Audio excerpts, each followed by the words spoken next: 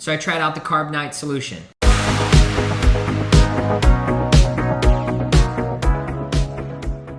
What's up, guys? So in this episode, we're gonna go over the Carb Nite solution. So I read this book here and I decided to try this diet out. The simple overview of this diet is essentially ketogenic. There's a preparation phase of 7 to 10 days, following by a Carb Nite, which is essentially a cheat day. So if you guys want to read this book yourselves, it's a quick read, great book. And what the book explains, there's a ton of research on it. Once you do your preparation or your introduction phase of that 7 to 10 days, and then you have your carb day, then you would go back to a normal ketogenic diet, and then you would have your refeed day every 7 days. So the book explains the reason why for the 7 to 10 days is essentially to get you into ketosis. The refeed day, Carb Nite, carb day is essentially to jumpstart your hormones when you go back on the ketogenic diet. The book explains that the ketogenic diet is fine, except after a while, it will start messing with your hormones. This spike in insulin on the Carb Nite will actually jumpstart those hormones again and keep you in the fat burning process. So think of it as changing the oil in your car. So I decided to give it a try. So a little bit about the diet. So you're not allowed to eat over 10 grams of carbs per meal. It specifically says you don't want to spike your insulin, and 10 is the magic number of carbs to spike your insulin. So you want to keep that number as low as possible, and you want to keep your carbs less than 30 per day. So when I did this diet, I didn't count my macros, didn't count my calories. I was just eating essentially a lot of fat and protein and zero carbs. I essentially didn't even eat any vegetables. I weighed in about 177. Keep in mind, I did a challenge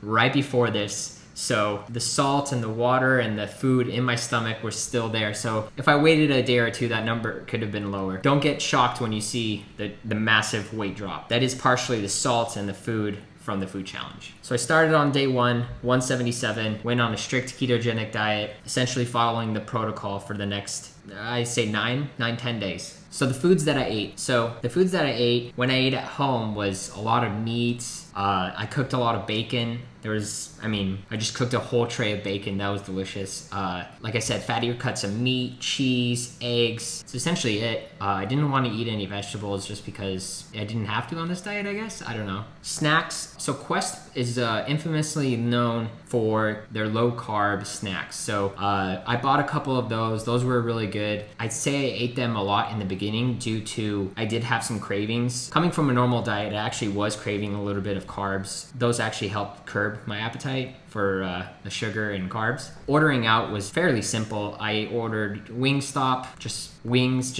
I just had to make sure that the wings weren't soaked in any sauces that were sweet, like any barbecue sauce, because that does have a lot of sugar. I went to Five Guys and just got my burger lettuce wrapped. Made sure there was no ketchup, no barbecue sauce.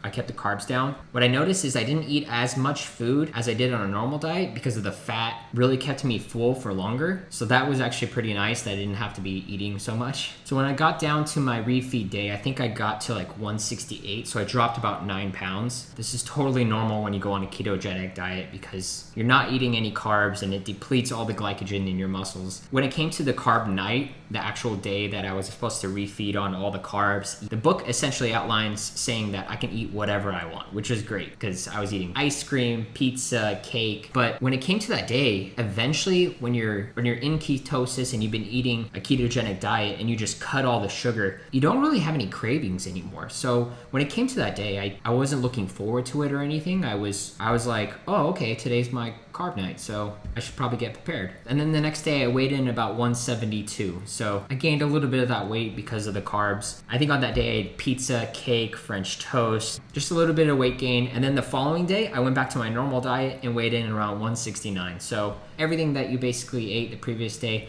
that'll level off as you saw in my weight. Overall review of this diet and book, I think it's great. I think it's a good diet if you can stick to it like any other diet. Would I recommend this? It's fairly simple to implement. I mean, all you have to do is just eat meat, cheese, butter, high-fat foods, zero carbs. I think people need to understand that there are some sauces like ketchup, barbecue sauce. Those are all very sweet and they have carbs in it. With this diet, it says you have to eat less than 10 carbs per meal and less than 30 a day. So it's fairly easy to implement. You just have to watch out for that. of those things. I don't think ketogenic diets are sustainable when times are normal post-COVID. I mean, you're going out to clubs, bars, restaurants with friends and family, company gatherings, picnics. These are all things that are pretty normal in everyone's lives. And to be on a ketogenic diet on those events is pretty difficult. Not impossible. I would say it's difficult, but it's up to you to decide. Again, like any diet, all you have to do is be consistent and stick to it and be in a calorie deficit, and you'll see the weight come off, guys. If you guys enjoyed this review, give this video a like, hit the subscribe button, I'll put that here. If you guys enjoyed this video and you guys wanted to see more nutrition videos, I'll put a playlist for you guys here. Thanks guys for watching, and I'll see you guys on the next one.